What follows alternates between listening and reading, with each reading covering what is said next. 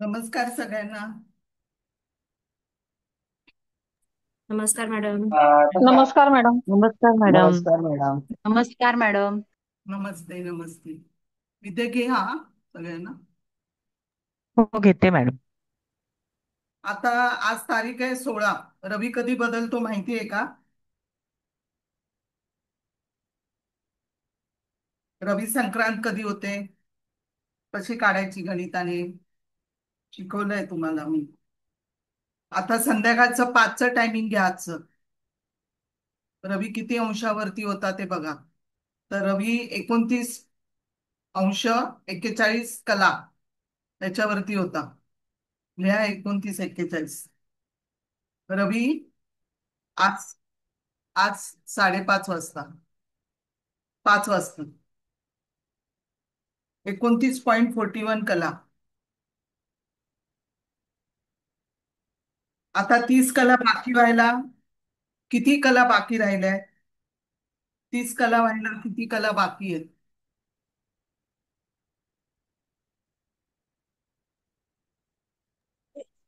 60 कला ना? 19 कला. हा, 19 मॅडम. 19 कला 19. बाकी आहेत. 60 कला व्हायला 19 कला बाकी आहेत. तर रवी एक कला जायला किती मिनिटं जातो?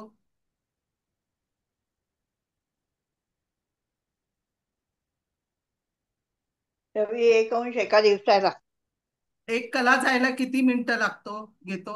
1 मिनिट. एक एक कला 60 कला आहेत ना? 2.5 तास मॅडम. हा हा. हा. मॅडम आवाज येत अडीच. नाही तुमचा. माझा आवाज नाही येत? येतोय. आता येतोय येतोय. मॅडम, येतोय.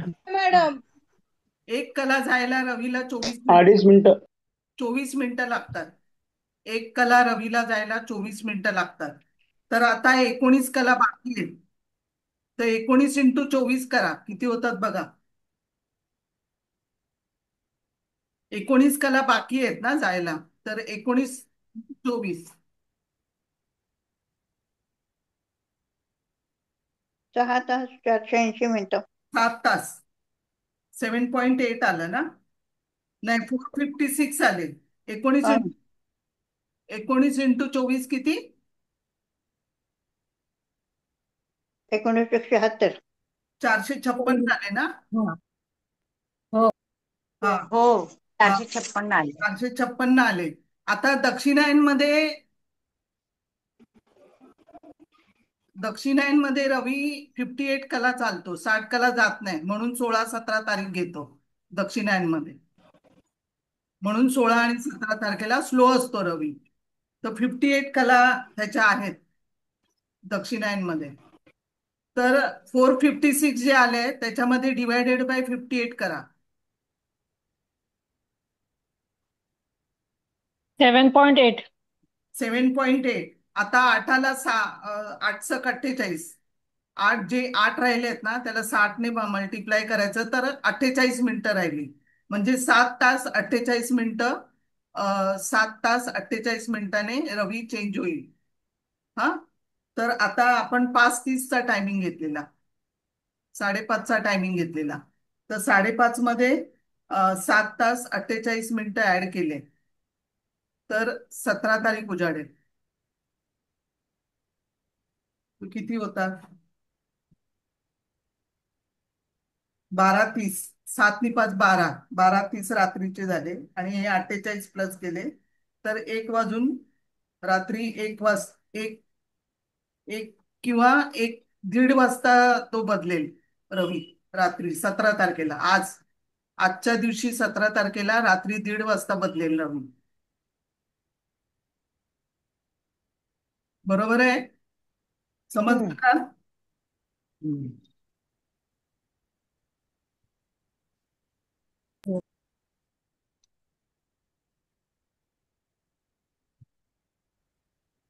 समजले ना? हो हो. आता ही कुंडली बघ. वेळ घ्या, वेळ लिहून घ्या. 10 8 92 23 29.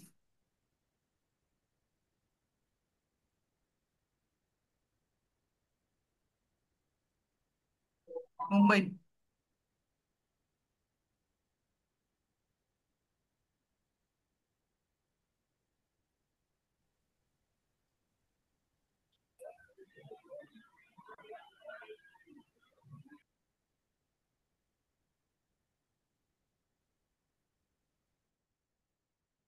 ही कुंडली लिहून घ्या. मेष लग्न, मंगळ सेकंड हाऊस मध्ये,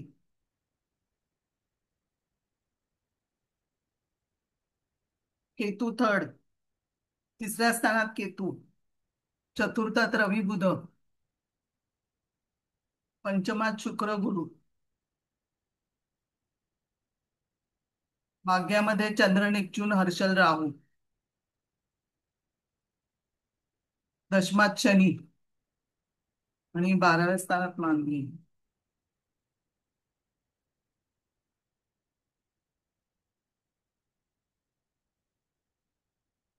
नवमोष कुंडली पण लिहा.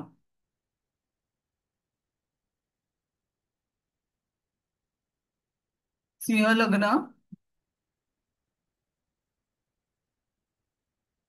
गुरु हर्षल बुध नेपच्यून तिसऱ्या स्थानात,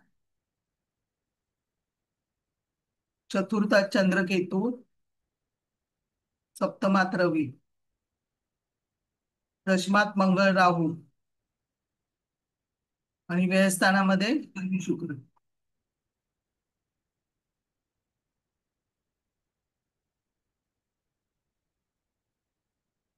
झालं लिहून? नाही नवमास परत सांगा ना. हा सांगते.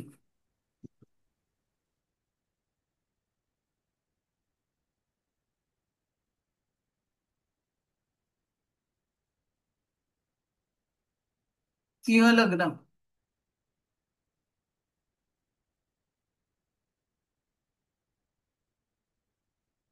बुध गुरु हर्षल तृतीय स्थानात नेपच्यून, चंद्रकेतू चतुर्थात, रवी सप्तमात, मंगळ राहू दशमात, शनी शुक्र व्ययस्थानात.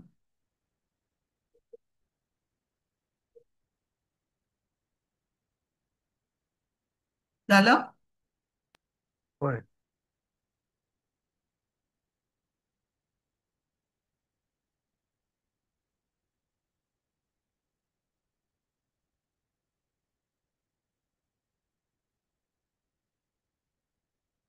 आता हिचे प्रॉब्लेम्स आपल्याला हेल्थचा बघायचा आहे आणि जॉब. बीकॉम केलंय अकाउंट्स मध्ये. सीएचा गुरु आहे आणि रास धनु आहे. राष्ट्राधिपती गुरु हा सिंह राशीत आहे. नंतर पहिली गती बघायची. गती बुध 12 कलेवरतीच आहे फक्त. बुधाची गती कमी आहे. बुधाची गती रवी एवढी असते. 2 अंशावरती पण जातो बुध अतिचारीमध्ये. तर तो फक्त 12 कलेवरती जातोय. बाकीच्या गती बरोबर आहेत सगळ्यांच्या. तर बुधाची गती कमी आहे. तर बुध हा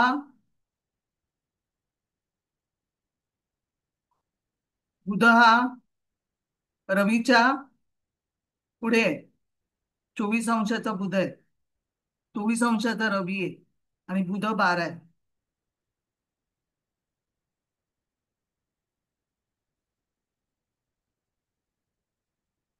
तो बुध मार्गी झालाय हा 13 तारखेला. इथे बुध वक्री आहे पण लगेचच मार्गी झालेला आहे. तो कधी झाला? 13 तारखेला मार्गी झाला.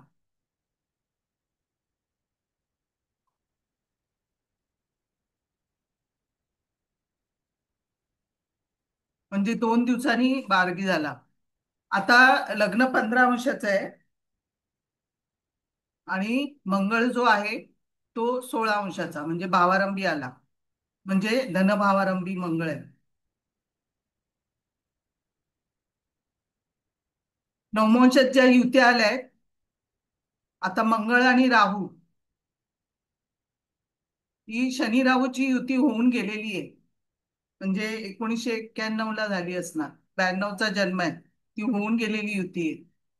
नंतर मंगळ आणि राहू जो आहे तो 160 अंशात 180 अंशाचा डिफरन्स आहे मंगळ राहू मध्ये. तर मंगळ राहूची नवमोंशामध्ये युती येईल. 180 अंशामध्ये. तसंच चंद्र आणि केतू ही पण 160 अंशाचा डिफरन्स आहे. हा चंद्र आणि केतू ऑपोजिट आहे 160. तर ही पण नवमोशात 160 अंश म्हणजे नवमोशात युती येईल.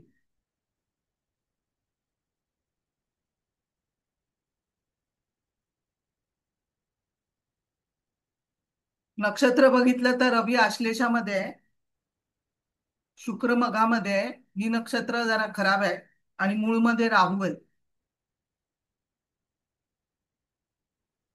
शुक्र मघा 4 मध्ये आहे.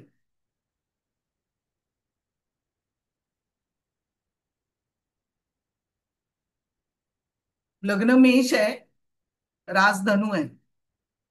पहिलं बघायचं मेष लग्नाला इष्टग्रह कुठले आणि अनिष्ट ग्रह कुठले. तर मेष लग्नाला रवी कोणाधिपती म्हणून, चंद्र केंद्राधिपती आणि गुरु आणि मंगळ लग्नेश म्हणून चांगले आहेत, इष्टग्रह आहेत. आणि अनिष्ट कुठले आहेत तर बुध, तृतीयेश, शुक्र, मार्केश आणि शनी हे अनिष्ट आहेत मेष लग्नाला. लग्नाचे मित्र पण नाही आहेत. शुक्र डबल मार्केश आहे. बुध हा शनी इतका अनिष्ट नसतो, कारण बुध थोडासा हे आहे. पण बुध जर शनीच्या, मेष लग्नाला बुध जर शनीच्या संबंधात आला तर नक्की अशुभ फळ मिळणार. या लग्नाला बुध शनी जर युती असेल, बुध शनीच्या संबंधात आला तर इथे अशुभ फळ मिळेल. मंगळाला बिघडवणारे ग्रह बुध आणि शनी आहेत. मेष लग्नाला गुरु, रवी आणि चंद्र चांगले आहेत. तर ते एकमेकांच्या युतीत असतील तर चांगले. मेष लग्नात गुरु रवी चंद्र यांच्या युती असतील, रवी गुरु युती, तर मेष लग्नाला चांगल्या. पण शनी बुध शुक्र हे जे ग्रह आहेत ती युतीत नसावे. मेष लग्नाला शनी बुध,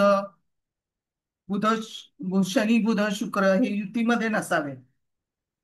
मग त्या स्थानाने जे काही दर्शवलेले अवयव आहेत किंवा नातेवाईक संबंध आहेत तिथे चिंताजनक फळ मिळेल तुम्हाला. तसंच मेष लग्नाला शनी गुरु युती हा निर्दोष नाहीये. नवमेश आणि दशमेश जरी युती असली तरी व्ययेश आणि एकादशेश पण आहे. म्हणून इष्ट गुरु आणि अनिष्ट शनीमुळे गुरु बिघडतो. मग गुरुची फळं इथे जास्त बिघडतात आणि गुरुमुळे शनीची फळं सुधारतात. मग इथे गुरुची महादशा वाईट जाईल आणि शनीची दशा चांगली जाईल. मग गुरुची फळं जी आहे, गुरुमुळे शनीची फळं इथे सुधारतील.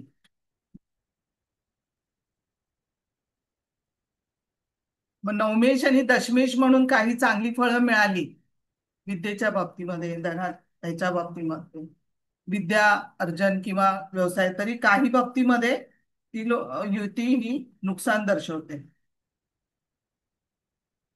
काही अनिष्ट फळं पण मिळणार नवमेश आणि गुरु आणि शनीची, म्हणजे त्याग किंवा वियोग किंवा नुकसान असं दर्शवतं. मग इथे मंगळ शनी, मंगळ बुध, रवी शनी या युत्या मेष लग्नाला चांगल्या नाही. मग ग्रह ज्या स्थानाचे अधिपती असतात, जे मालक असतात, त्या स्थानाबद्दल त्रास आढळेल. आता दृष्टी जर बघितली तुम्ही, दृष्टी मेष लग्नाला शनी अनिष्ट असतो. शनीचा मूळ रोल काय आहे तर अडचणी निर्माण करणं. मग शनीची जर समजा पंचमावर दृष्टी असेल तर संतती सुखामध्ये किंवा विद्येमध्ये अडथळे, विलंब किंवा वियोग असं दाखवेल. शनी जिथे दृष्टी टाकेल या लग्नाला तिथे त्रासदायक आहे. तसंच मेष लग्नाला गुरुची दृष्टी लग्नावर जितकी संरक्षक असते, तितकी दृष्टी तुम्ही तूळ लग्नाला मानायची नाही. कारण तूळ लग्नाला गुरु हा शत्रू आहे, म्हणून तूळ लग्नाला तेवढी संरक्षक मानता येणार नाही. परत ही जी दृष्टी आहे ती स्वतःच्या राशीवर आहे, मित्राच्या राशीवर आहे का नीच राशीवर आहे ते पण बघायचं.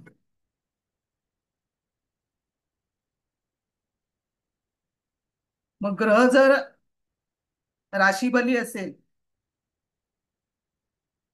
तर त्याची दृष्टी ज्या स्थानावर पडते त्या स्थानाचा परिणाम चांगला होतो. आणि बिघडलेला ग्रह आहे ऑलरेडी, आणि जर तो दृष्टीने टाकत असेल तर तो ग्रह जास्त त्रासदायक होतो. कारण स्वतः बिघडलेला आहे तर तो दुसऱ्याला काय सहारा देणार. तर त्याच्यामुळे बिघडलेला ग्रह आणि ज्या राशीमध्ये बसतात ते मित्र आहेत की शत्रू आहे, शत्रू बरोबर आहे, त्याला कम्फर्टेबल आहे का त्या घरामध्ये ते पण बघायचं. त्या युतीमध्ये जसा इथे चंद्र हा पूर्ण बिघडलेला आहे, कारण चंद्राबरोबर जे ग्रह बसले आहेत ते बरोबर नाही, तर तो बिघडलेला चंद्र आहे. असं कम्फर्ट पाहिजे त्यांना. मग ज्या स्थानावर दृष्टी टाकतेस त्या स्थानावर ग्रहाचा चांगला परिणाम होतो. मग शनीची दृष्टी कुठल्या कुठल्या राशीवर चांगली नाही, तर शनीची दृष्टी कर्क, मेष, सिंह, वृश्चिक या राशीवरती जर दृष्टी टाकली तर तिथे तो अनिष्ट परिणाम करणार. मग शनीची एनर्जी आणि या राशींची एनर्जी हे विसंगत आहे, मानवत नाही त्याला. मग कुंभ लग्नाला समजा लग्नी शनी असेल तर तृतीय स्थानामध्ये मेष रास येणार, सप्तमामध्ये सिंह रास येईल आणि दशमामध्ये वृश्चिक राशी येईल. तर कुंभ लग्नाला जर शनी लग्नी असेल तर 3 स्थानावर दृष्टी टाकेल, तर ती दृष्टी चांगली नाही. आता या कुंडलीमध्ये शनीची दृष्टी कर्क राशीवर आहे, ही वाईट आहे. मग ज्या राशीमध्ये जे ग्रह बसले आहेत ते पण त्याचा रवी शत्रू आहे, आणि बुध कर्क राशीमध्ये आहे, तो पण शत्रूच्या राशीत आहे.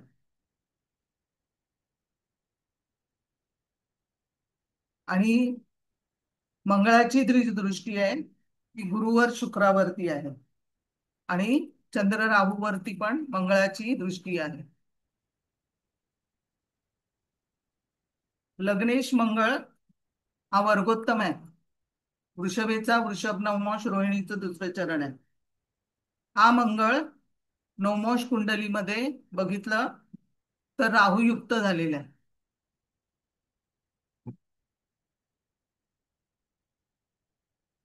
हा दशमात आहे.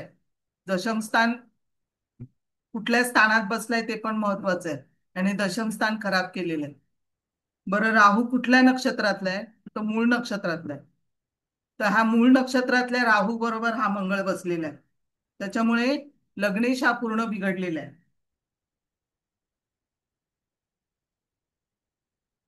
नवमोशात जाऊन लग्नेश बिघडलाय, म्हणजे हेल्थ इश्यूज होणार, किंवा लग्न म्हणून जेव्हा लग्नेश बिघडतो तेव्हा सगळ्या गोष्टी कमतरता येते लग्नेशाला, बळ नसेल तर. तर तुम्हाला इथे वाटत असेल पण तो नवमाशामध्ये राहूयुक्त झालेला आहे, आणि तो राहू मूळ नक्षत्रातला आहे, तर बिघडलेला आहे. ते हर्षल शुक्राच्या नक्षत्रात, शुक्र मूळ मघा नक्षत्रात आहे, तर हर्षल आणि नेपच्यून पण शुक्राच्या नक्षत्रात आहे. तर इथे गोचरेने जेव्हा हर्षल नेपच्यून वरती, जेव्हा धनुराशीवरती शनी होता तेव्हा पण हे शुक्र ऑपरेट होणार हा मघा नक्षत्रात दशेला. मिस यहाँ पे मूल नक्षत्र चौथा उसमें है ना, पद में, हाँ, तो उसके लिए खराब है ना? नहीं नहीं, वो पूरा मूल नक्षत्र दूसरा चरण है. अच्छा, हाँ, तो वृषभ नवमाश, खंडन नक्षत्र इससे। वृषभ नवमाश में गया. तो मंगल वृषभ अच्छा, नवमाश में है और राहु भी वृषभ नवमाश में आए. हाँ, ओके ओके मिस। चतुर्थामध्ये कुठलं नक्षत्र पडलंय, तर आश्लेष. आश्लेष आहे, म्हणजे चतुर्थ स्थान खराब झालंय. आता चतुर्थ खराब असेल तर मग लगेच चतुर्थाचा अधिपती चंद्र, कुठल्याही याच्यामध्ये चतुर्थ खराब असेल तर चंद्र पहिला बघायचा. तर चंद्र, चतुर्थेश चंद्र जो आहे तो बिघडलेला आहे, हर्षल नेपच्यून युक्त, राहू युक्त. एकतर कर्करास बिघडली, चंद्र बिघडला. नंतर नवमांशामध्ये चंद्राची स्थिती बघायची. नवमांशात चंद्र नीचेचा आहे, परत चतुर्थातच आहे आणि केतू युक्त आहे, म्हणजे इथे पण चतुर्थ बिघडलंय आणि मंगळ दृष्ट पण आहे.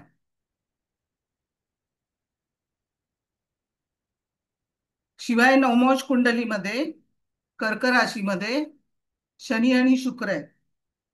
तो शुक्र मघामधला आहे आणि कर्केचा शनी आहे. हा कर्केचा शनी चांगला नाही. शुक्र मघामध्ये म्हणजे नवमांश कुंड, आता इथे चतुर्थ बिघडलं, मूळ कुंडलीतलं चतुर्थ बिघडलं, चंद्र बिघडला, नवमांश चतुर्थ बिघडलं आणि कर्क रास बिघडली. मग आता आपण इथेच फोकस करायचा चतुर्थ स्थानाकडे. मग चंद्रकुंडलीचा चतुर्थेश बघायचा. चंद्रकुंडलीचा चतुर्थेश गुरु हा मंगळाच्या दृष्टीत आहे, जो अष्टमेश आहे, जो मंगळ अष्टमेश आहे त्याच्या दृष्टीत आहे.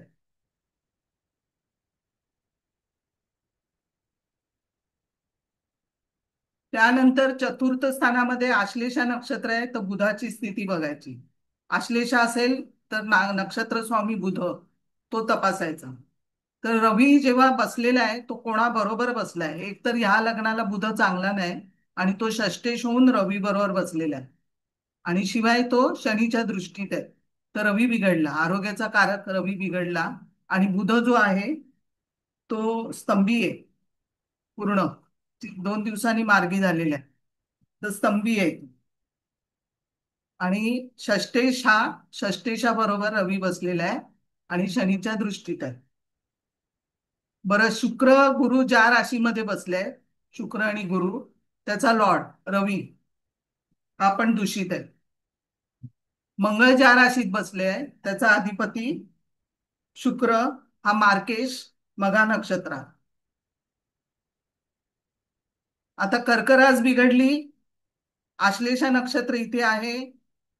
आता सांगा मला काय झालं असेल. आणि चंद्रकुंडलीच्या अष्टमात आहे, चंद्रकुंडलीच्या अष्टमात हे नक्षत्र पडलेलं आहे.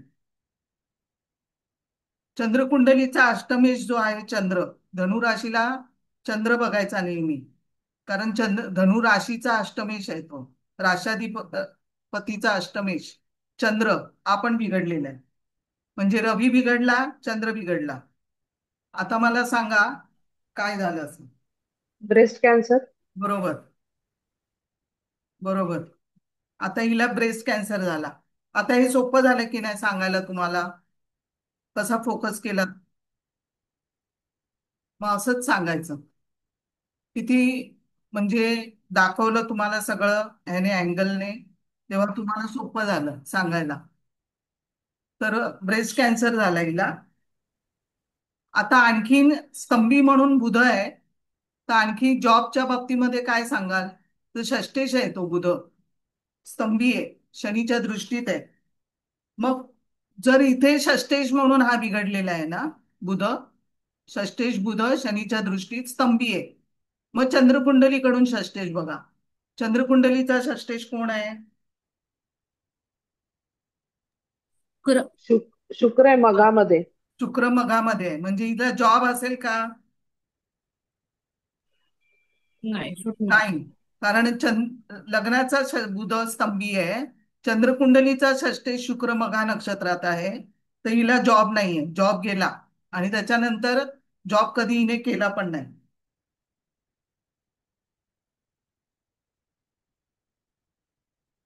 आता वडिलांना हा हा जॉब साठी शनी पण बघायचा ना आपण का नाही इथे? नाही, पण इथे षष्ठ स्थान नोकरीचं आहे ना आणि चंद्रकुंडलीचं षष्ठ हो ते पण बिघडलंय ना.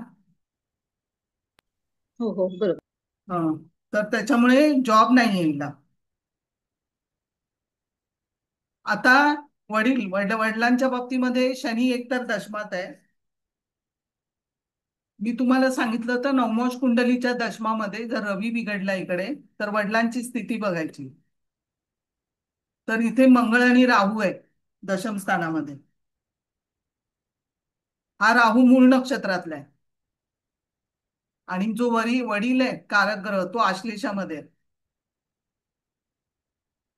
आणि इथे शनी आहे. वडील असतील का?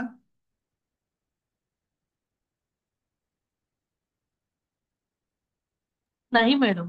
हा, काय झालं असेल त्यांना सांगा. मूळ नक्षत्र हार्ट अटॅक पण देतो ना. हार्ट अटॅक आला असेल मॅडम. हा, हार्टचा प्रॉब्लेम झाला असेल. हार्टचा प्रॉब्लेम आहे. हार्ट अटॅक आला. आता चंद्रकुंडलीचा दशमेश बघा कोण आहे.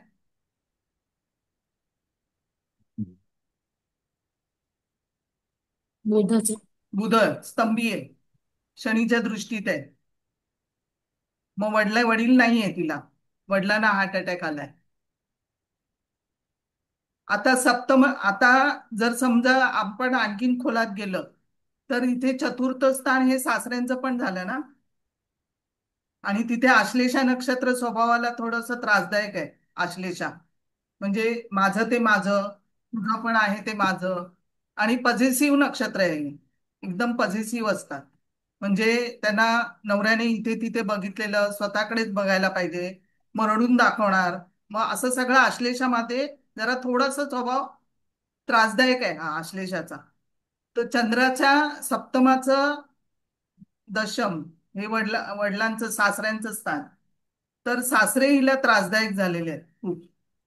सासऱ्यांचा स्वभाव चांगला नाहीये. तर हे नक्षत्र पकडूनच सगळं सांगायचं आहे. आता शुक्र, चतुर्थ चतुर्थ एवढा खराब आहे तर मग आईचं काय आहे? मग आईच्या बाबतीमध्ये चंद्र हा जो आहे केंद्राचा अधिपती त्रिकोणात गेलेला आहे आणि धनुचा आहे चंद्र. मग तिथे प्रॉब्लेम नाहीये. पर मिस राहू के साथ है ना. हा, पण राहू बरोबर आहे, तो बिघडलेलाच आहे. चंद्र असं नाही आहे, बिघडलेलाच आहे. तो स्वभाव पण आईचा त्रासदायकच असणार. आई आजारी असते ना, तिला आई बीपी आणि आजारी पण असेल. डायबिटीस. डायबिटीज किंवा आता गुरुच्या राशीत आहे म्हणून डायबिटीज आहे.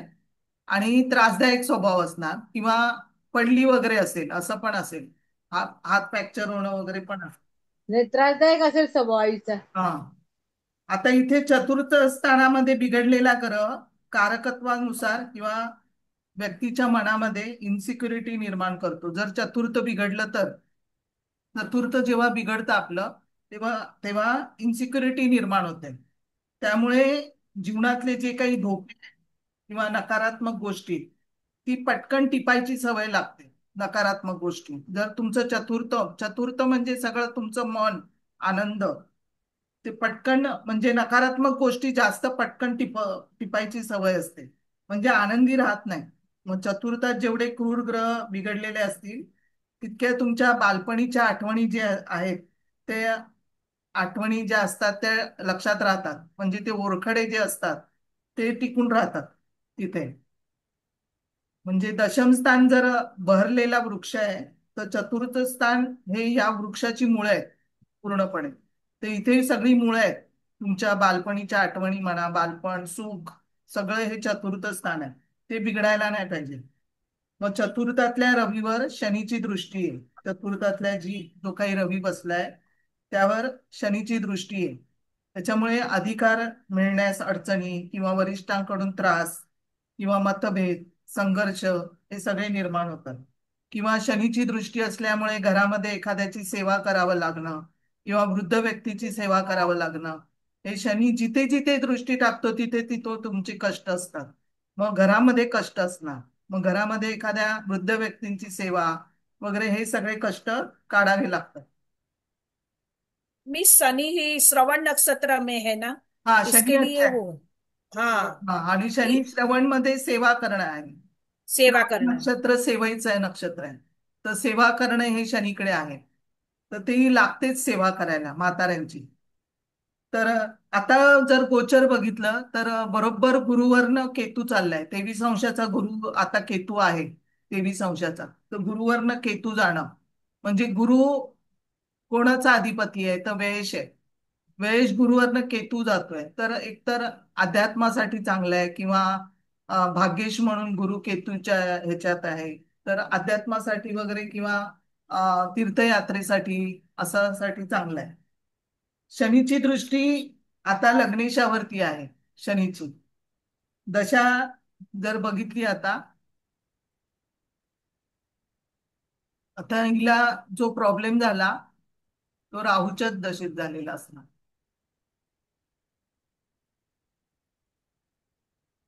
जानेवारीमध्ये झाला. राहू मध्ये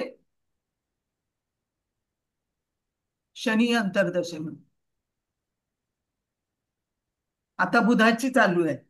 राहू मध्ये बुधामध्ये बुध आहे, ती जानेवारी 26 पर्यंत आहे, आणि षष्ठेशाशी अंतर्दशा आहे. आणि ह्या लग्नाला बुध तसा चांगला नाहीये. राहू मूळ नक्षत्रात आहे आणि बुध शनीच्या नक्षत्रात आहे. तुम्हाला इथे बघायचं असेल ना, तर मूळ पासून शनीची अंतर्दशा मोजायची. 1 2 3 4 5 6 7 8वी आहे. 8वी म्हणजे मैत्रीची दशा चालू आहे. दशेपासून अंतर्दशानाथ स्वामी तो पण मोजला तरी तरी चालेल. 3 5 7 आला तर जरा वाईट आहे, पण तरी पण ही जी बुधाची जी दशा आहे ती धनु राशीच्या चंद्र राशीच्या ह्याला पण मार्केश होतो बुध. आणि धनु लग्नाला म्हणजे चंद्र राशी कुंडली बघितली तर धनुला पण हा बुध चांगला नाही, आणि लग्न कुंडलीला पण बुध षष्ठेश होतो, तो पण चांगला नाहीये. तर बुधाची अंतर्दशा हिला थोडीशी त्रासदायक जाईल. षष्ठेशाची अंतर्दशा आहे. बुध हा कोणाच्या नक्षत्रात आहे तर शनीच्या बुध शनीच्या नक्षत्रात आहे.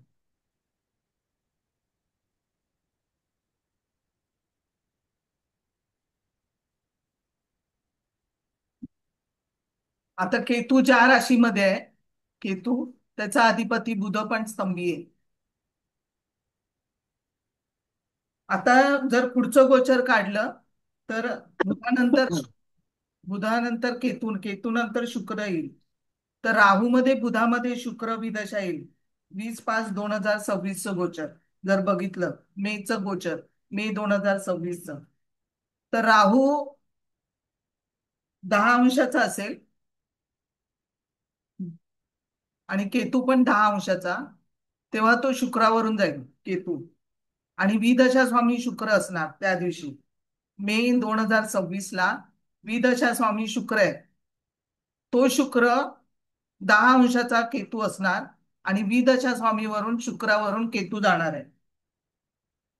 मंगळ 7 अंशाचा असेल, राहू केतू 10 अंशाचा आणि शनी 16 अंशाचा त्यावेळेला असेल.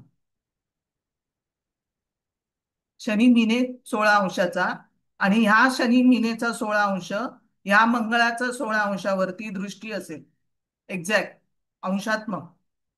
आणि त्यावेळेला ह्या शुक्रावरून केतू जाणार आहे आणि शुक्राचीच विदशा असणार आहे. हे पुढचे गोचर काढून द्यायचे त्यांना. ही एक तारीख झाली मे महिन्याची 2026. त्याच्यानंतर जेव्हा राहू मध्ये केतू अंतर्दशा येईल बघा,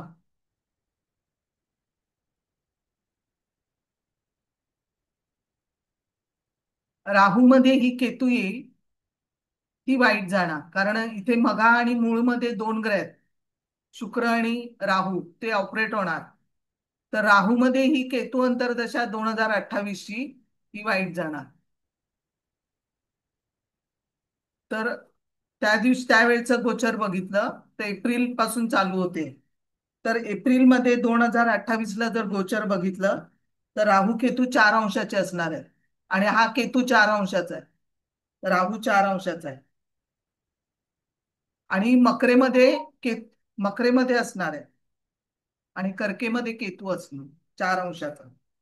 आणि मूळचा राहू केतू 4 अंशाचे आहे. जर इकडे केतू 4 अंशाचा आहे, हा 4 अंशाचा आहे, तर नवमोशामध्ये ते केंद्रात येतात. नवमोशामध्ये हा, कारण 30 अंशाचा जेव्हा डिफरन्स असतो तेव्हा नवमोश कुंडलीमध्ये ते केंद्रात येणार. मग तो 4 अंशाचा, हा इथे 4 अंशाचा, तेव्हा कर्केतून केतू चतुर्थातून जाणार आहे. हा इथे चतुर्थातनं केतू जाईल. मूळचा राहू केतू 4 अंशाचा आहे. मग शनी पण जर बघितला तर मेष राशीमध्ये 4 अंशाचाच आहे एप्रिलमध्ये. मग ह्या केतूच्या डिग्रीवरती सगळे ग्रह आहेत. राहू केतू. आता ह्या राहूला हा शनी 4 अंशाचा असणार ना इथे मेषेत, तेव्हा ह्या राहूला एकाच तत्वामध्ये त्रिकोण योग करेल. समजतंय काय तुम्हाला गोचर?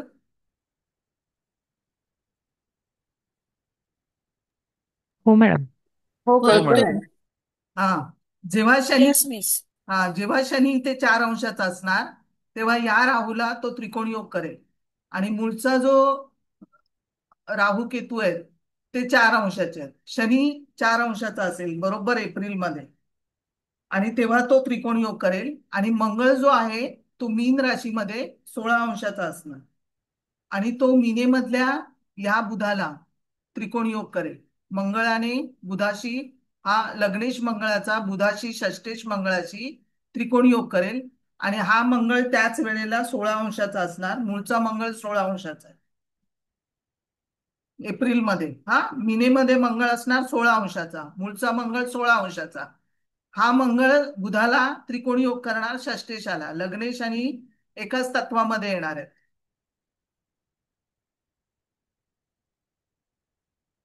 त्यावेळेला हिला त्रास होईल केतूच्या अंतर्दशेमध्ये. असं पुढचं गोचर काढायचं. दशा धरून, गोचर धरून, डिग्र्या धरून गोचर काढायचं. याच डिग्रीला आले पाहिजे. राहू केतूच्या डिग्रीला जेव्हा ग्रह येतात तेव्हा ते त्रासदायक असतात.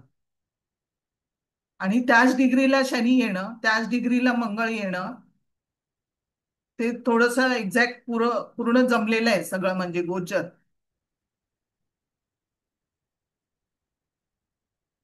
आणि मग जर युतीमध्ये इथे नवमोश कुंडली इथे जर एकाच तत्वामध्ये असतात तेव्हा नवमोशामध्ये युतीमध्ये येतात. जर एक्झॅक्ट डिग्रीवर असेल तर युतीत येणार.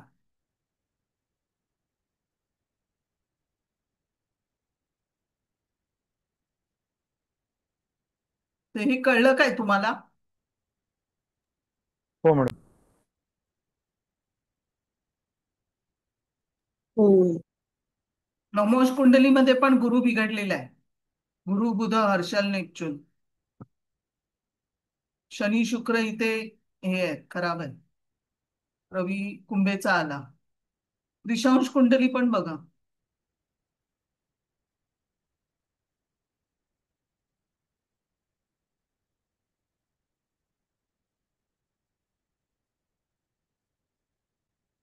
राहू केतू पंचमात आहे, बुध मंगळ चतुर्थात आहे. मीनेचा मंगळ बुध युक्त.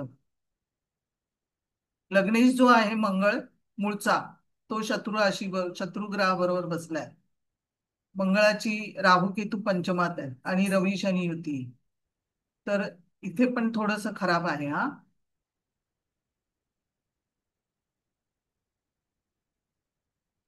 लग्न 15 अंशाचं आहे आणि मंगळ हा भावारंभी आहे. म्हणजे नक्षत्र जिथे पडतं तिथेच मेजर इश्यू असतो. काय प्रश्न विचारायचे असेल तर विचारा बघू. तुम्हाला काय वाटतं ह्याच्यामध्ये आणखीन शोधा.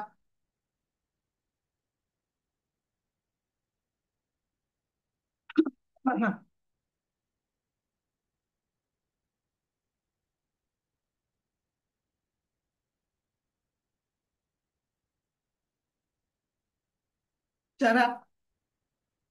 समजलं की नाही तुम्हाला? नाही तर परत विचारा, मी परत सांगेन. नाही समजलं मॅडम. हा मॅडम, सतत त्रास होत राहणार का? होणार आणि हील होणार का त्रास? आता जेव्हा जेव्हा परत 1 डेट 2 दिल्या ना, 20/5/26ची, म्हणजे मेची 26 आणि नंतर परत 28, ते गोचर जसं जसं फिरेल ना तस तसा त्रास होणार. संतती आहे का हिला? आता हो आहे. संततीला काही प्रॉब्लेम नाही ना. कुठे काय प्रॉब्लेम आहे? रवी चांगला आहे ना संततीसाठी. गुरु चांगला आहे पंचमात. मकरेच्या शनीने काय घर घेतलं असं? हा जरा सांगा ना हे परत थोडं. काय गोचरचं जरा सांगा ना परत.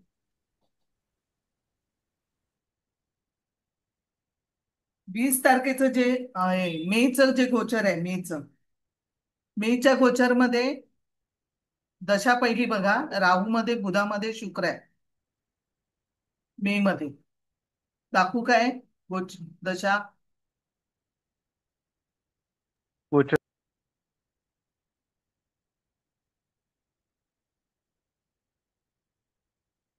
हे बघा, मे नंतर ही शुक्राची विदशा येते. बुधामध्ये शुक्र, राहूमध्ये बुधामध्ये शुक्र.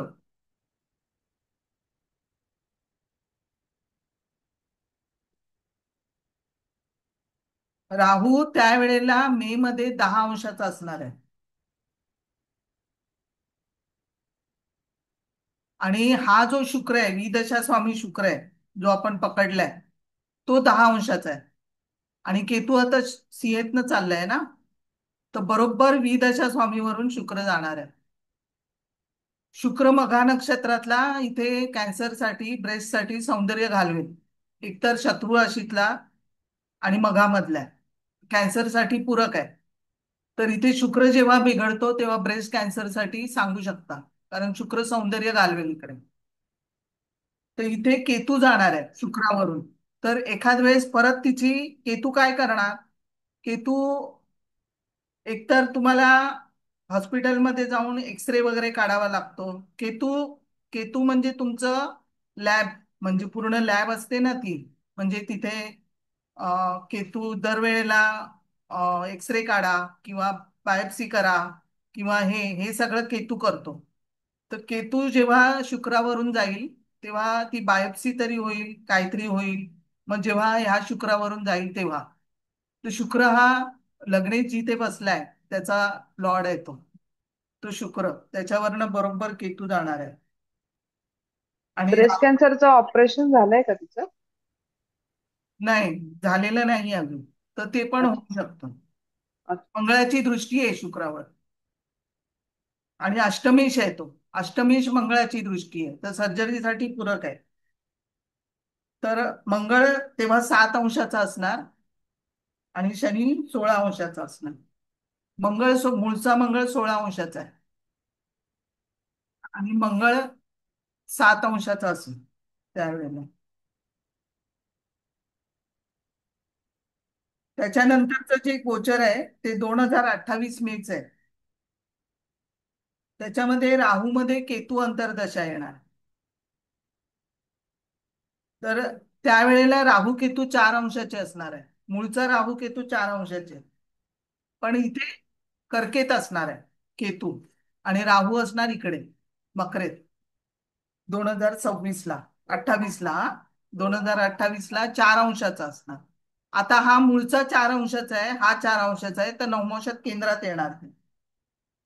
तर चतुर्थातनं राहू केतू 4 अंशाचे असतील जाणार आणि शनी पण 4 अंशाचाच आहे. त्याच महिन्यामध्ये तुम्ही बघा, चेक करा, शनी पण 4 अंशाचा आहे, पण तो मेषेत आहे.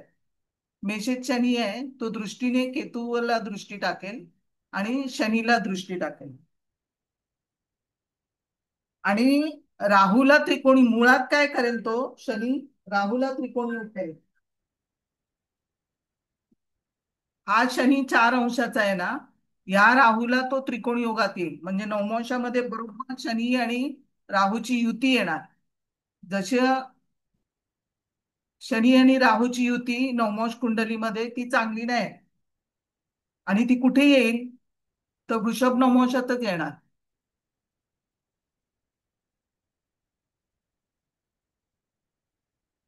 मेषेला 4 अंश, मेषेला 4 अंश म्हणजे कुठे येणार?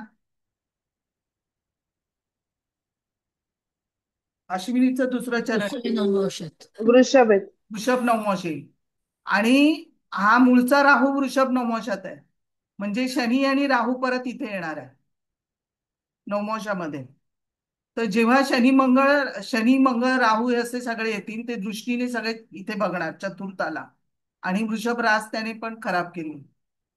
तर त्यावेळेला हा शनी राहूचा त्रिकोणी योग होईल अंशात्मक. शनी पण 4 अंशाचा असणार आणि राहूला त्रिकोणी योग करेल. मंगळ 16 अंशाचा असेल मीनेमध्ये, हा मंगळ 16 अंशाचा आहे. हा मंगळ आणि हा मंगळ हा तीन लाभस्थान झालं, तीन स्थानं झाली ना ही. तीन स्थानामध्ये जर असेल हा असा लाभस्थानात, तर नवमोशामध्ये तो प्रतियोगात येतो. हे सगळं माहिती पाहिजे हे डिग्र्या. आता हा मंगळ हा बुधाला त्रिकोणी योग करेल. बुध 12 अंशाचा आहे, मंगळ 16 अंशाचा आहे. तो बुधाला त्रिकोणी योग करेल. लग्नेश मंगळाचा षष्ठी बुधाशी त्रिकोणी योग होईल. त्यावेळेला त्रास होईल. 2028च्या मेला केतूच्या अंतर्दशेत केतूमध्ये केतू असेल. आता समजलं का? हो हो मॅडम. मॅडम. मॅडम नवमास कुंडलीमध्ये जेव्हा शनी आता तुम्ही म्हणताय दशम स्थानात येणार आहे, हा म्हणजे मंगळ राहूवरनं जाईल, समोर चंद्रावर दृष्टी टाकेल, हा तशी तो व्ययस्थानातल्या शुक्रावरती शनीवरती दृष्टी दृष्टी टाकेल, तसंच सप्तमातल्या रवीवर आश्लेषावर पण दृष्टी येईल ना नवमासात? हा बरोबर आहे. शनीची सगळ्या ग्रहांवर दृष्टी येणार. हा, चंद्र शनी हा शुक्र रवी सगळं दृष्टी येणार. सगळ्यावरती दृष्टी येईल.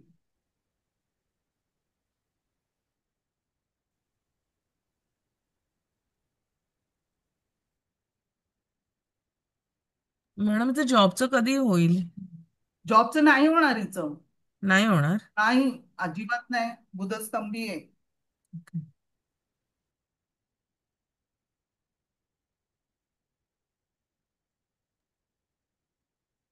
ही आजारामध्ये अडकेल आणि जॉब राहील बाजूला, असं होईल. तर डिप्रेशन मध्येच आहे. हा, डिप्रेशन का आलं? कारण चतुर्थ खराब आहे, मानसिकता बिघडली आहे सगळीची. चतुर्थ बिघडतं, चंद्र बिघडतं, मानसिकता म्हणजे खचली आहे, मनाने खचणं म्हणतात ना. चतुर्थ चंद्र बिघडणं. राहू. हा, चंद्र राहू मनाने खचणं, खचली आहे ती मनाने. ती मनाने खचायला नाही पाहिजे एवढं बघा. म्हणजे मनाने खचायला नाही पाहिजे ही. म्हणजे आहे मेष लग्नाची, तसा काय एवढा मोठा हे नाहीये, स्ट्रॉंग आहे. धनुरास आहे, मेष लग्न आहे. पण तरी पण चतुर्थ बिघडलं, चंद्र जरी हे लोक स्ट्रॉंग असतात ना, एकदा चंद्र बिघडला म्हणजे संपलं. म्हणजे किती स्ट्रॉंग असेल माणूस तरी तो मनाने खचतो ना, तेव्हा संपूर्ण हे होतं.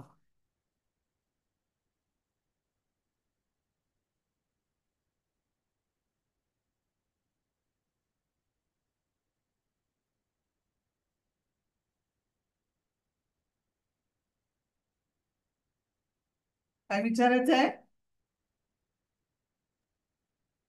कधी गेला कधी याचा जॉब? जॉब ते जॅन मध्ये तिने नवीन कंपनी जॉईन करण्यासाठी पेपर टाकले आणि गेली ना ती, तर तिथे तिला ते जाणवायला लागलं, पेन व्हायला वगैरे लागलं. मग तिने टेस्ट केली तर तिला गाठी आहेत म्हणून सांगितलं. तर मेडिसिन मग ट्रीटमेंट सुरू झाली, तर मग गेलीच नाही ती जॉबला. आता शनीची दृष्टी पण आहे ना षष्टावर.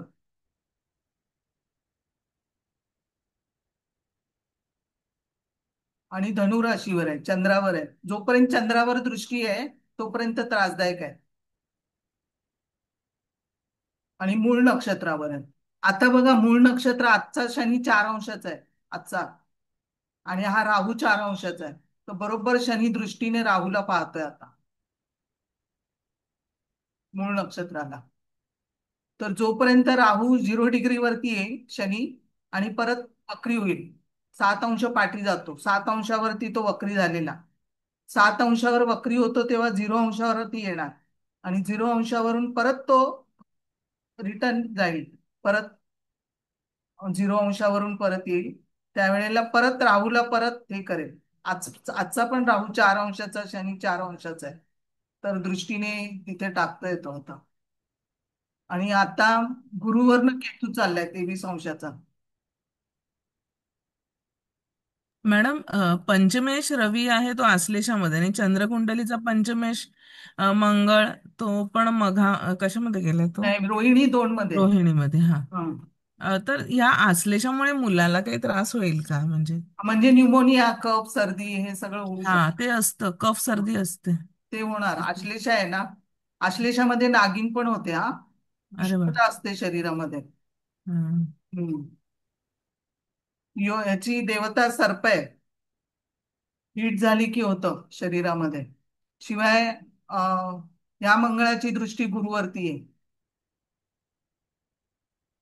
पण चांगलं आहे, कलेसाठी चांगली आहे मुलासाठी. मुलगा ह्याच्यात जाईल कलेमध्ये. मुलगी त्या आहे ना? मकरी मुलगा. मुलगा आहे, हा. मॅडम जप मघाचाच सांगायचंय ना? हा, आता रेमेडीज याच्यासाठी एकतर आश्लेषाचा जप आणि मघाचा जप, 2 जप सांगायचे. आणि जर पितरांचं जर करता आलं, कारण कुटुंबेश जो आहे तो मघा नक्षत्रात आहे, त्यांच्या घराण्यामध्ये स्त्रियांना त्रास झालेला आहे, एखादी स्त्री त्रासाने गेलेली आहे, कारण कुटुंबेश शुक्र मघा नक्षत्रात आहे. किंवा काही कुटुंब म्हणजे यांच्या कुटुंबामध्ये काही मूल न झालेली पण स्त्री असेल, ते पण विचार. आणि ते स्त्री दुःख आहे तिकडे, ईशान्य दिशा आहे, घरातली ईशान्य दिशा बिघडलेली आहे. Okay madam. ईशान्य दिशेला बाथरूम असेल बघ. हो मॅडम.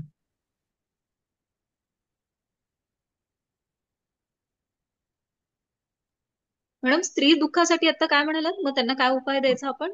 कुटुंबेश आहे ना, हा. हो. कुटुंबामध्ये कुटुंबेश कोण आहे? मघा नक्षत्रात आहे. तर मघा हे कुटुंब वाढवायला देत नाही तुमचं. म्हणजे एखादी स्त्री अशी असेल घरामध्ये की तिचं 2 पिढ्या पाठी वगैरे, की तिचं कुटुंब वाढलेलं नसेल, असं पण असेल. म्हणजे स्त्री दुःख असतं. मंगळ पण असेल तर स्त्री दुःख आहे ते. मग दान आणि जप दोन्ही ना मघाचं? हा, मघाचा जप आणि आश्लेषाचा जप. आता मी स्त्री 4 पिढ्या दुःखासाठी पण तेच का? आता स्त्री मी दुःख उपायांचे असेल तर काही क्लास उपाय घेणार, आहे? उपायांचा. काय म्हणाला? नाही, स्त्री दुःखासाठी असा पर्टिक्युलर काही उपाय आहे का या कुंडलीसाठी पण? मघा म्हणजे नक्षत्र, त्याचा परिहार हा मघाचाच ना? मघाचाच. आणि आता जे काही आहे ना, आता हे अं, आता जर शांती केली तर जास्त चांगलं आहे. पितृपंधरवड्यात. पितृपक्ष. Okay okay. मघा नक्षत्र ज्या दिवशी येईल ना त्या दिवशी शांती करायची. Okay madam. मॅडम इथे मघा नक्षत्र कुटुंब स्थानात म्हणून आपण स्त्री दुःख का शुक्राची रास म्हणून स्त्री दुःख म्हणूया? शुक्र मघा नक्षत्रात आहे. हा म्हणून. शुक्र मघा नक्षत्रात आहे. Okay okay okay. एक तर तो शत्रू राशीत, शत्रू नवमांशात, कर्क नवमांशाचा हो आहे. हो. मंगळाच्या दृष्टीत आहे, अष्टमेश मंगळाच्या बिघडलेली. हा. षष्टक पण आहे. मॅडम ही देवळात जाऊन ती करतात ती शांती करायची आहे ना मघा नक्षत्राची? हा, शिवाच्या समोर करायची, पण हा शिवाचं मंदिर पाहिजे. हा, शिवाचंच मंदिर आहे एक एक तर डोंबिवलीला. हरिहरेश्वर किंवा इथे नाशिकला. अच्छा. हा, त्र्यंबकेश्वर. नाहीतर मग ओम पितृभ्यो नमः जप करायचा. हो तर्पण विधी करायचा घरातल्या घरात. हो. मग आता संपूर्ण पितृपक्षात जरी त्यांनी केलं तरी चालणार आहे हा जप चांगलंच, आणि एकदम तर्पण? चांगलं. हो, करायलाच पाहिजे. म्हणजे रादर आता सगळ्या मघावाल्यांनी खरं केलं तरी हरकत केलंच नाही पाहिजे. हो, करायलाच पाहिजे. कारण त्याची देवताच पितर आहे. तर पितर काही नक्षत्र जी आहेत ना ती सगळे देवताच त्रास देतात ना. देवता आहेत त्याच त्रास देतात. मग त्यांच्या देवतेचाच जप करायचा. आणि त्यांची आराध्य वृक्ष वापरली तरी चालेल. मग वडाचं झाड आहे मघाचं, तर वडाच्या झाडाला प्रदक्षिणा घालायच्या वगैरे, ते करायचं. दिवा लाव. मॅडम टेरेसवर 50-60 कावळे येतात रोज आणि त्यांना आम्ही खायला देतो. हो, तर ते मग ते चांगलं. चांगले आहेत का मग? हो, चांगलं. नैऋत्य दिशेला दही भात आणि काळे तीळ ठेवा, नैऋत्य दिशेला. हा, नाहीतर चण्याची भाजी ह्याची करायची, तिखटाची, बिना तिखटाची. आणि नाही, बिना अळणी चण्याची भाजी. आणि भात घ्यायचा आणि मडकं असतं ना त्याच्यामध्ये भात असा राऊंड आणि मध्ये चण्याची भाजी ठेवायची. आणि ती रात्री 12 वाजल्यानंतर ती नैऋत्य दिशेला ठेवायची. तर कावळे 3 वाजता येऊन खातात बरोबर. असं शनिवारी किंवा अमावस्येला केलं तरी चालेल. बिन मिठाची बिन मसाल्याची? बिन नाही, मसाल्याचं थोडस चालेल पण बिन मिठाचं. ओके मॅडम, मला अजून एक पण विचारायचं होतं आपलं की सगळं जेवण झाल्यानंतर करायचं. हा, हे आपलं सगळं आटपल्यानंतर, किचन आवरल्यानंतर हे करायचं. आणि आणि अगरबत्ती वगैरे घेऊन सगळे तुमचे जी काही पितर गेलेले आहेत त्यांची नावं घ्या हवं तर, आणि चांगली गती त्यांना मिळू दे वगैरे असं सगळं बोला. आणि मग ते येऊन मग हातपाय धुवून मग झोपायचं. आणि चण्याची भाजी म्हणजे ते काळे चणे असतात त्याची ना? लाल चणे. हा. हा तेच. हा. रात्री 3 वाजता करायचं का मॅडम? रात्री 3 ला? नाही नाही, आपण 12 नंतर 12 पर्यंत ठेवायचं. ते रात्री येतात 3 वाजता कावळे, ते खातात. पण कावळ्याची एक जागा फिक्स असते, ती त्याच ठिकाणी येतात, नैऋत्येला नाही येणार असं. येणार, बघा तुम्ही. ठीक. इव्हन गाठिया जरी तुम्ही मुठीमध्ये ठेवून केतूचा मंत्र म्हटला ना, तरी बघा किती 50 कावळे येतील. हो येतात, ते येतात. हा, येतात. केतूचा मंत्र म्हटला की लगेच येतात. हो.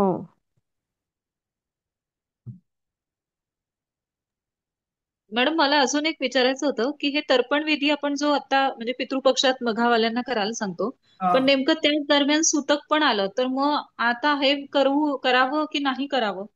म्हणजे सुटकाच चालेल ना हे विधी? चालणार आहे ना? हा, जरी सुटकामध्ये आता सुतक आलं तरी? हे ओके. विधी चांगले नाहीच आहेत ना हे. हो.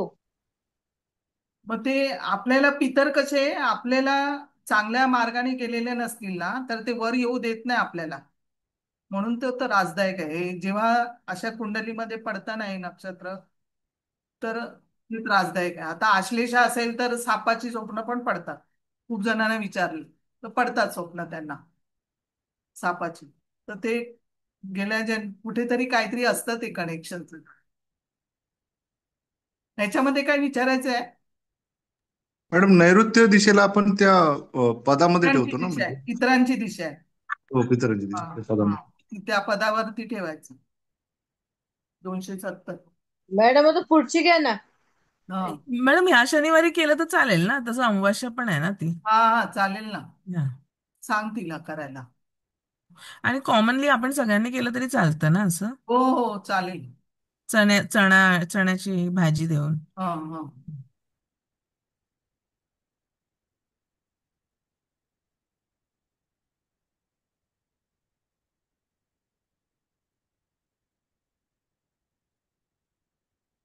ही 31/10/83,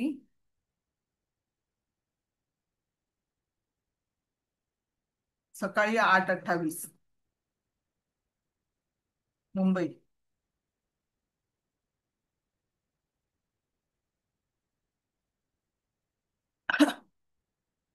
एकतीस 10/83 8:28 मुंबई.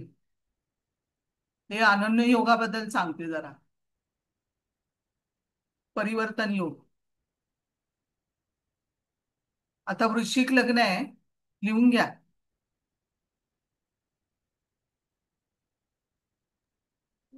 गुरु केतू हर्षल युती लग्नी. नेपच्यून धनात सप्तमात. काय? जन्म ठिकाण मुंबई. मुंबई. आवाज का नाही येते मला? नाही मॅडम, त्यांचा आवाज जरा लो होता. अच्छा. गुरु केतू युती हर्षल लग्नात. हा. राहू सप्तमात, चंद्रमंगळ शुक्र दशमात, आणि रवी बुध शनी प्लुटो व्ययस्थानामध्ये. इथे रवी आणि शुक्राचा बघा परिवर्तन योग आहे. रवी शुक्राच्या राशी, शुक्र रवीच्या राशी. त्यात दोन ग्रह.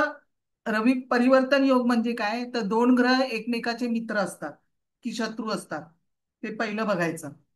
हे दोन ग्रह जे परिवर्तन योगामध्ये असतात ते मित्र आहेत का शत्रू आहेत ते बघायचं पहिलं. दोन मित्र असतील तर दोघांनाही राशीबल चांगलं मिळेल. म्हणजे वृषभेत समजा उदाहरणार्थ वृषभेमध्ये बुध आणि मिथुनेत शुक्र असं असेल तर चांगलं. मग त्यांचं कारकत्व ते टिकवून ठेवतात. मग राशींची तिथे आडकाठी येत नाही. म्हणजे जर बुध शुक्र बघितलं तर कलेसाठी एकदम चांगलं आहे. पण दोन शत्रुग्रहामध्ये परिवर्तन, इथे राशीचं बळ कमी झाल्यामुळे काही बाबतीमध्ये हे लोक कमकुवत ठरतात. तुळेचा रवी आणि सिंहेचा शुक्र हे शत्रू आहेत दोन, तर काही बाबतीमध्ये ते कमकुवत ठरणार. तसं रवीचा ह्याचा रवी ह्याचा मिथुनेचा मंगळ घ्या, मिथुनेचा मंगळ घ्या आणि मेषेचा बुध घ्या, हा पण बरोबर नाहीये ना. तसा तुळेचा गुरु आणि धनुचा शुक्र, हे पण बरोबर नाही. हे शत्रू राशीतले आहेत एकमेकांच्या अनुयोगात. मग राशी स्थान आणि त्यानुसार शरीराचे अवयव, आरोग्य, नातलगांचं सुख, त्यांचं आरोग्य, मनशांती, याच्याबद्दल थोडस त्रास होऊ शकतो. हे जे परिवर्तन योग आहे हे युतीसारखंच फळ देतात, म्हणजे युतीच मानायची. आता रवी शुक्र असेल परिवर्तन, हे कलेसाठी चांगलं आहे. शुक्र मंगळ सिंह राशी, कालपुरुषाच्या कुंडलीनुसार सिंह राशी कलेची रास आहे, तर सिंह राशीमध्ये चांगली, म्हणजे रवी शुक्र कला देईल.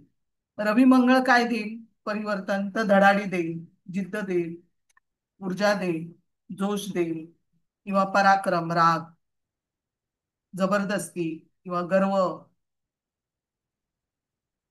शुक्र-चंद्र पण कलेसाठी चांगली, शुक्र रवी, शुक्र बुध, हे कला, लिखाण याच्यासाठी चांगली आहे. मंगळ शुक्र खेळासाठी चांगली आहे, कामवासनासाठी चांगली आहे, किंवा आकर्षकपणा मंगळ गुरुमध्ये देईल, कलेला पण चांगली आहे. गुरु बुध जर घेतला तर शिक्षणासाठी चांगली आहे, किंवा तुमचं वैचारिकता किंवा लेखन, तुमचं वक्तृत्व, याच्यासाठी चांगली आहे. गुरु शनी परिवर्तन मध्ये अध्यात्म आहे, कायदा आहे, लॉ आहे, तत्व आहे, कायदा, तत्वज्ञान, सामाजिक कामं तुम्ही जास्तीत जास्त लोकांसाठी करायला तुम्ही या जगामध्ये येता गुरु शनीमध्ये. रवी शनी परिवर्तन मध्ये हे परस्पर विरोधी आहे, राशीबल नाही आहे, संघर्ष आहे. मग रवी शनी युतीसारखंच फळ घ्यायचं रवी शनी परिवर्तन मध्ये. इथे आरोग्य बिघडणारे मंगळ शनी जसं परिवर्तन असेल तर हिंसा, पीडा, इंजिनिअरिंग स्किल्स किंवा तमोवृत्ती, किंवा मॅडम गुरु शुक्र परिवर्तन मध्ये असेल तर गुरु शुक्र परिवर्तन पण एकमेकांचे शत्रू आहेत ना ते. तर तिथे गुरु शुक्र युतीसारखी फळं देणार. तुमची जी संतती आहे ती कलेच्या माध्यमात जाऊ शकते, किंवा संतती पैसे खर्च करणारी, लॅविश राहणारी, किंवा असं गुरु शुक्र परिवर्तन मध्ये घ्यायचं. मॅडम गुरु रवी मीन आणि सिंह नसेल तर परिवर्तन चांगले, गुरु रवीचा चांगला परिवर्तन, एकदम चांगला. इथे मंगळ शनीमध्ये इंजिनिअरिंग स्किल्स चांगले आहे, तमोवृत्ती आहे, धोकादायक काम आहे, पण शांतता, समाधान आणि आरोग्य या दृष्टीने त्रासदायक घ्यायचं. चतुर्थेश आणि पंचमेश यांचा परिवर्तन योग असेल तर शिक्षणासाठी चांगला आहे. मॅडम शनी बुधाचं हा, शनी बुधाचं शनी बुधामध्ये चंद्र बघायचा.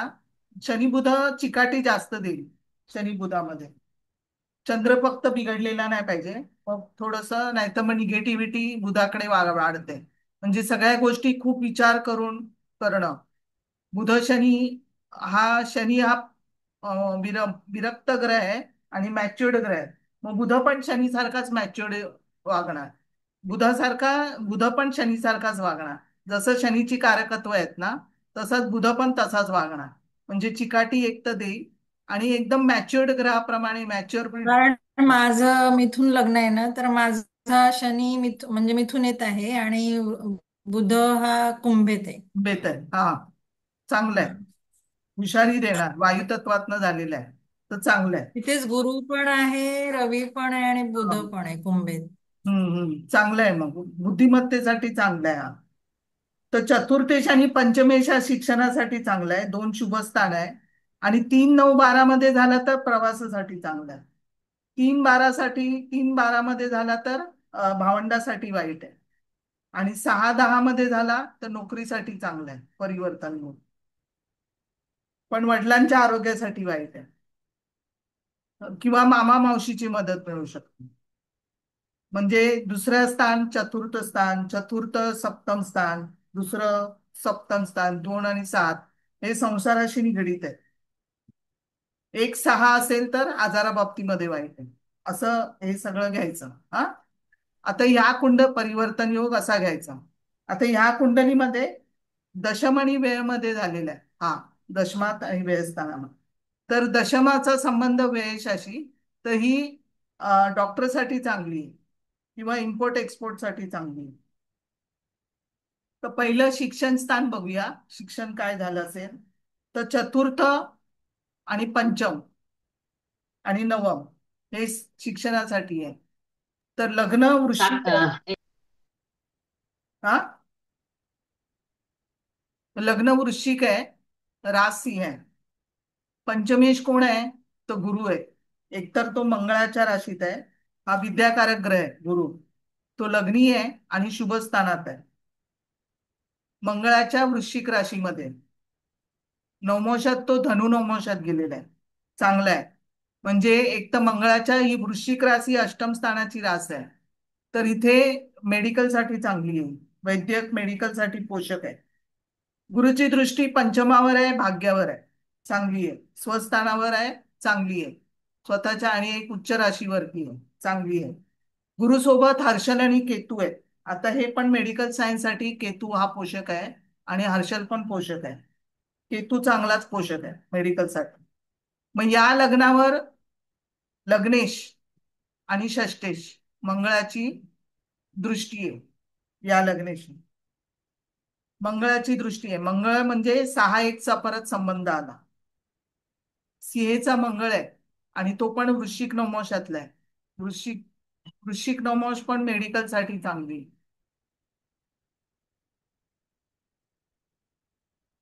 हा धनुचा गुरु आहे आणि वृश्चिकेचा मंगळ हर्षल हा चांगला आहे, मेडिकल साठी पोषक आहे.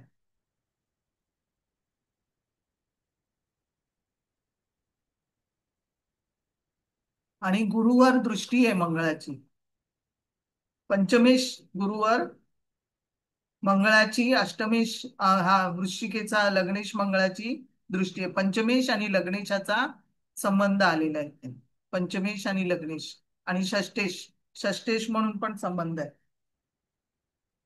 दशमात सिंह रास आहे, त्याच्यामध्ये षष्टेश बसलाय म्हणजे आणि लग्नेश पण बसलाय. षष्टेश आणि लग्नेश दशमात बसलाय. शिवाय चंद्र जो आहे तो भाग्येशा बरोबर बसलेले आहेत. हे सगळे लग्नेश भाग्येश एकत्र आहेत. त्याच्यामुळे हा योग मेडिकल साठी तर खूप चांगला आहे, कारण भाग्येश दशमात आणि लग्नेशा बरोबर बसले आहे. आणि शुक्र पण ह्या राशीचा अधिपती जो आहे तो शुक्र दशमात आहे. व्ययस्थानाचा मालक शुक्र आहे, तो पण व्ययश दशमेश अनन्य योगात आहे.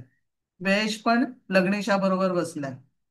म्हणजे सगळं संबंध बरोबर आलेले आहेत 6-8-12चे. मग शिक्षण आणि करिअर साठी आता गुरु चांगला झाला. आता तुम्ही म्हणाल हा गुरु शिक्षणासाठी चांगला आहे, तर मग संतती सुखाचं काय, असा प्रश्न पडेल ना आपल्याला. संतती सुखामध्ये काय झालं, कारण संततीचं स्थान पण पंचमेशच आहे. मग ते त्याच्यासाठी कसं बघायचं. शिक्षण करिअर साठी गुरु चांगला झाला, मग तर संततीसाठी पंचमेश गुरु हा मंगळाच्या राशी हर्षल आणि केतू युक्त, तर इथे स्फोटक परिणाम मिळणार संततीसाठी. म्हणून कारण गुरुसाठी संततीसाठी केतू पोषक नाहीये आणि त्याच्यावर परत षष्टेश मंगळाची दृष्टी आहे गुरुवर आणि क्रूर ग्रहाची दृष्टी आहे. मग ही नाजूक ज्या गोष्टी आहेत, संतती ही नाजूक गोष्ट आहे. मग या नाजूक गोष्टीसाठी ही गोष्ट अनुकूल नाहीये. मंगळाची दृष्टी आहे गुरुवर, गुरु पूर्ण बिघडलेला आहे, वृश्चिक राशीत आहे, मंगळाच्या दृष्टीत आहे. मग चंद्र शुक्र दोन्ही जलतत्वाचे ग्रह अग्निराशीत आहेत. चंद्राचा पंचमेश पण गुरुच आहे. चंद्राचा पंचमेश पण गुरुच आहे, तो पण बिघडलाय. आणि चंद्र आणि शुक्र हे अग्नितत्वामध्ये, शुक्रचा राशी एक तर मंगळाबरोबर अग्नितत्वाच्या ग्रहाबरोबर हे 2 ग्रह होरपळले गेले अग्निराशीत. आणि चंद्र कुठल्या राशीत आहे, तर मघामध्ये आहे. चंद्र मघामध्ये, तर मघा हे संतती जे कालपुरुषाच्या कुंडलीनुसार पंचम स्थान 5वी राशी तिथे मघा पडलाय. आणि कारग्रह गुरु चंद्रकुंडलीकडून पंचमाकडून आणि कारग्रह गुरु म्हणून हा बिघडलेला आहे. चंद्रमघामध्ये आहे. कुंडलीचा पंचमेश पण गुरुच आहे आणि चंद्रकुंडलीच्या पंचमात मूळ नक्षत्र पडलंय. नेपच्यून धरू नका, इथे मूळ नक्षत्र पडलेलं आहे पंचमाच्या गोष्टी चंद्रकुंडलीच्या पंचमात. तर ही डॉक्टर आहे पण संतती नाहीये. IVF केलं पण अयशस्वी झालं. याचा अर्थ काय होतं, दोन भिन्न स्वरूपाचे प्रश्न आहेत. एकच भावेश आहे, एकच ग्रहस्थिती आहे, एकच विचार आहे, पण भिन्न प्रकारे आपण काय केलं. म्हणजे एखादा महत्वाचा नियम असेल तर कधी कुठली गोष्ट होईल आणि कधी नाही होईल ते पहिलं बघायचं. मग कुटुंबेश कोण आहे? कुटुंबेश गुरु केतू युक्त आहे. कुटुंब स्थानात मूळ नक्षत्र पडलंय. कुटुंब वाढेल काहीचं तर नाही वाढणार, कारण कुटुंबेशच गुरु केतू युक्त झालेला आहे. त्याच्यामुळे मंगळाची दृष्टी पण पंचमावर आहे. पंचम स्थान बिघडलेलं आहे मंगळाच्या दृष्टीने. षष्टेश आहे तो. षष्टेश मंगळाची दृष्टी पंचमावर आहे. मग नवमांश कुंडलीचा पंचमेश कोण आहे ते पण बघायचं. नवमांश कुंडलीचा पंचमेश शनी हा इथे केतुयुक्त झालेला आहे. आणि मूळ कुंडलीमध्ये शनी हा रवी शनी बुध मूळ राशीत आहे. प्लुटो बरोबर असताना इथे मूळ कुंडलीमध्ये हा शनी केतुयुक्त झालेला आहे, मंगळाच्या दृष्टीत आहे. इथे नवमांश कुंडलीचा जो पंचमेश आहे तो पूर्ण बिघडलाय. शनी केतुयुक्त मंगळ दृष्ट आहे, तर इथे शनी पूर्ण बिघडलेला आहे. मॅडम हे आयुर्वेदाचे डॉक्टर आहेत का? नाही, चांगली आहे ही डॉक्टर. आता इथे युट्रस खराब व्हायला ज्येष्ठा नक्षत्र आणि अनुराधा 4 हे आरोग्या संदर्भामध्ये. केतू पण ज्येष्ठामधला आहे, गुरु हा ज्येष्ठामधला आहे, तर इथे युट्रस मध्ये प्रॉब्लेम्स आहेत.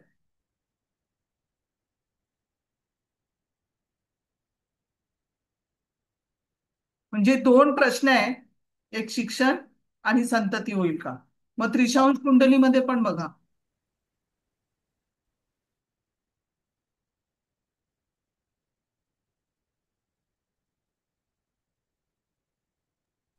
सप्तमांश पण बघायला लागेल ना मॅडम? सप्तमांश पण बघा.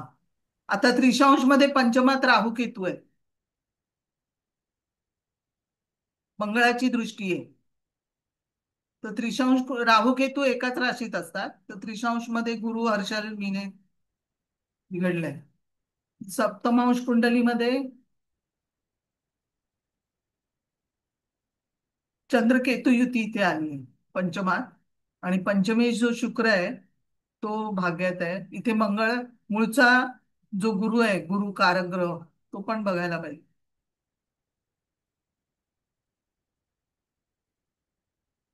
गुरु इथे कन्येचा आहे आणि वंद्या रास आहे कन्या.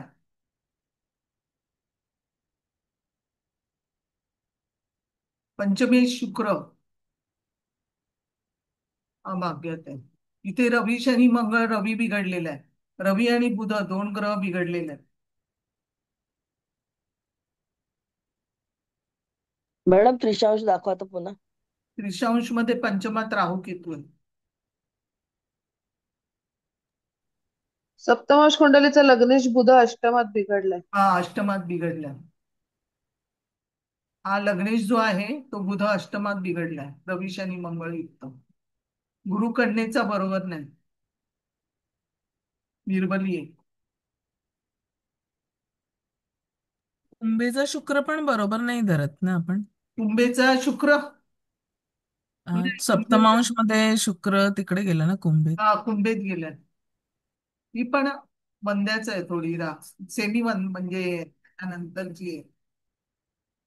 इथे आपण गती बघितली नाही.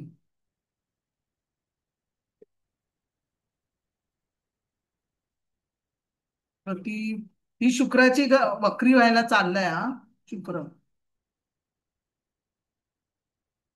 वेळ आहे, पण शुक्राला एवढा प्रॉब्लेम नाही. पण शुक्र सिंह राशीत चांगला नाही. चंद्र शुक्र मघा नक्षत्र पडला.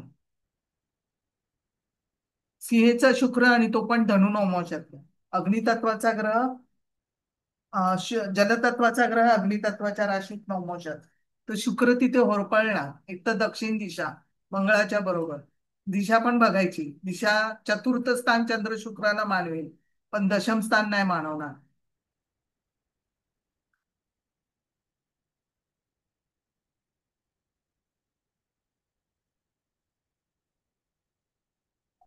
तर हे दोन फरक कळले काय तुम्हाला? हो मॅडम. हो मॅडम. हो मॅडम, खूप छान समजलंय.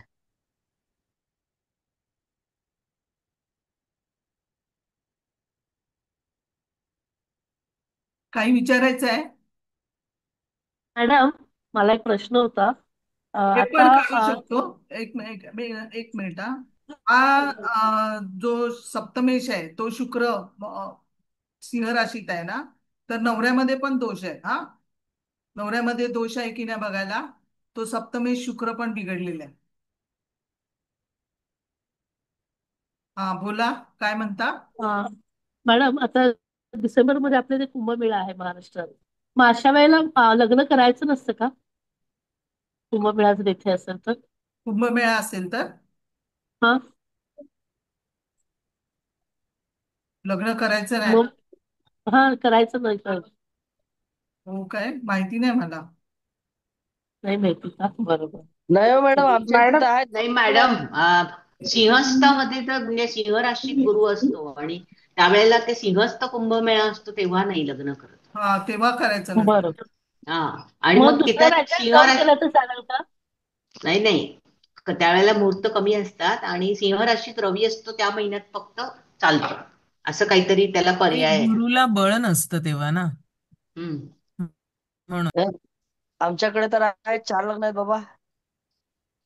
हे मॅडम गुरु इथे पूजा मॅडम करून इथे आता मंगळ नाहीच आहे. आता कुठे सिंह आहेत गुरु आहे. आता नाही कुंभ सिंह. असतं, कुंभ. नाही, कुंभ्याचं काही नसतं तसं. मॅडम या कुंडलीमध्ये मंगळ लग्नेश म्हणून 25 अंशावर आहे, तर राहू केतू ते 24 अंश आहे. म्हणजे केंद्रयोग करून तो केंद्रयोग आहे. केंद्रयोग करून अंशात्मक केंद्रयोग झालाय हा, मंगळ राहू खूप केतू. त्रासदायक आहे ना. अंशात्मक केंद्रयोग आहे हा, मंगळ आणि राहू केतूचा. राहू सप्तमात आहे हा म्हणजे त्रासदायकच असेल नवरा थोडासा. नाही, असं आहे, त्रासदायक तर आहे. राहू सप्तमात नसावा, पण तो वैवाहिक सौख्यासाठी हा शुक्र चांगला नाही ना. पण गुरुच्या दृष्टीमुळे टिकेल लग्न.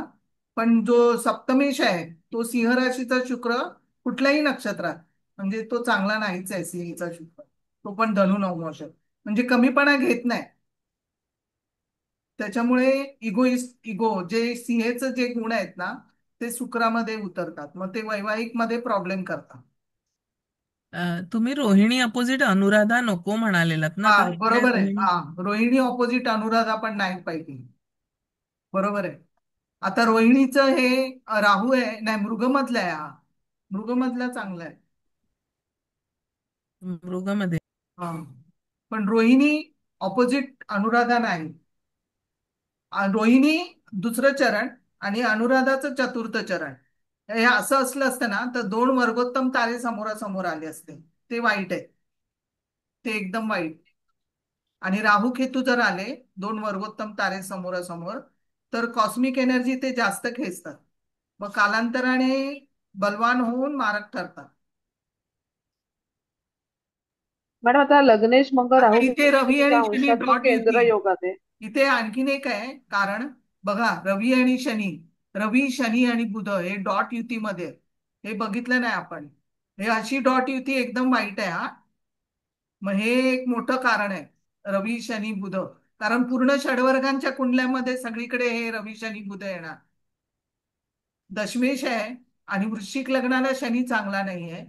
वृश्चिक लग्नाला बुध अष्टमेशाबरोबर रवी बसलाय. मग तो त्रासदायक आहे. मग हे वडिलांसाठी त्रासदायक आहे आणि ह्याच्या आरोग्यासाठी पण त्रासदायक आहे. म्हणजे हेल्थमध्ये काहीतरी कमी असणं शरीरामध्ये.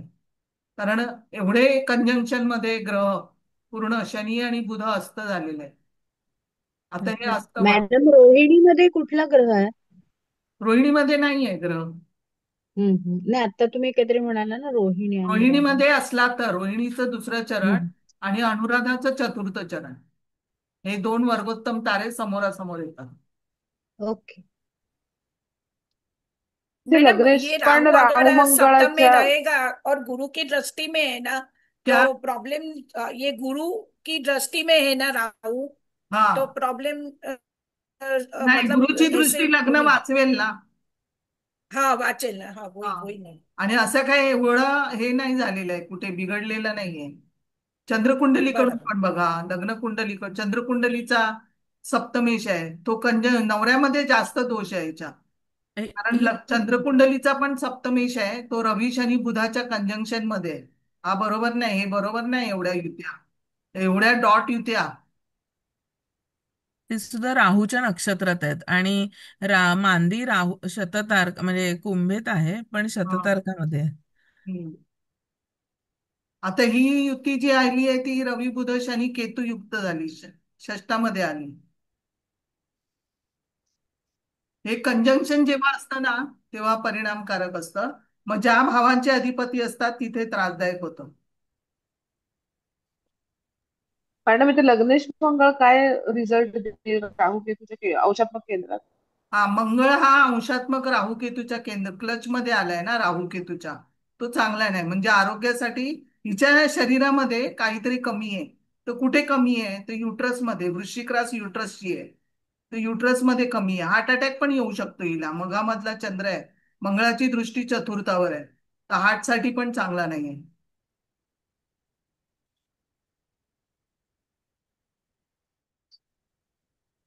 मैडम अगर राहु सप्तम में रहेगा तो वो ओनली प्रॉब्लमेटिकली बोल सकते हैं क्या, कि मंगल या नाही, शनि की राहू दृष्टि में इथे, आया है तो? राहू इथे काय करेल? अफेअर करेल. आता वृषभ राशीत आहे, शुक्राच्या आहे, तर शुक्र आणि राहू युती पकडा, तर नवऱ्याचं अफेअर असणं आणि बायको रिसर्च करणं, तिचे मोबाईल तपासणं, शोध घेणं, हे सगळं राहू करतो आणि मग तिथे संशय उत्पन्न होतो. मग तसं मुळे संसार व्यवस्थित राहू असल्यामुळे तिथे गूढ तयार होतं. मग त्याच्यामुळे तो राहू तिथे चांगला नाही थोडासा. केतू असेल तर सप्तम स्थान में। नाही, राहू नको. तरी हाँ पण एकटा ठीक आहे, एकटा एवढं नक्षत्र चांगलं असेल, सगळं असेल, तर एवढा एकटा राहू काय करणार नाही.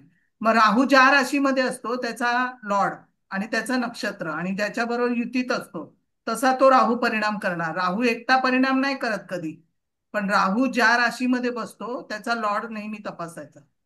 मग तो फळ ओके देतो मिस। ना, राहू देत नाही. राहू त्याच्या राशीप्रमाणे तो फळ देतो. राहू कुठल्याही स्थानात चांगला, पण त्याचा लॉर्ड कसा बसलाय, त्याचं नक्षत्र कुठलं आहे. मागच्या कुंडलीत आपण मूळ नक्षत्रातला राहू बघितला, मग ते हाँ केतूचे नक्षत्र आहे, मग धनुराशीचं आहे, तर त्याने गुरुची राशी पण त्याने खराब केली. बराबर। हा, मग तो राहू आता शुक्राच्या राशीत आहे आणि शुक्र हा मंगळाबरोबर आहे, तर अफेअर असू शकतं याचं. आणि ही बायको शोध बराबर घेत असेल असं पण आहे ना.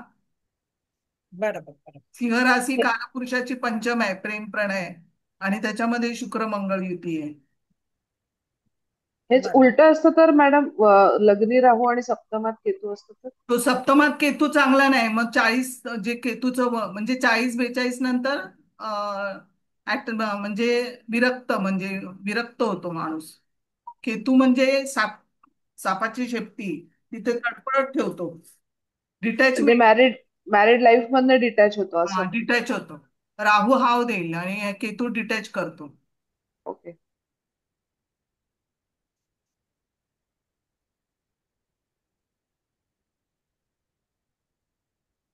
और मीन्स अगर लग्नेश सप्तम स्थान में सप्तमेश के साथ बैठा है तो अच्छा है कि बुरा?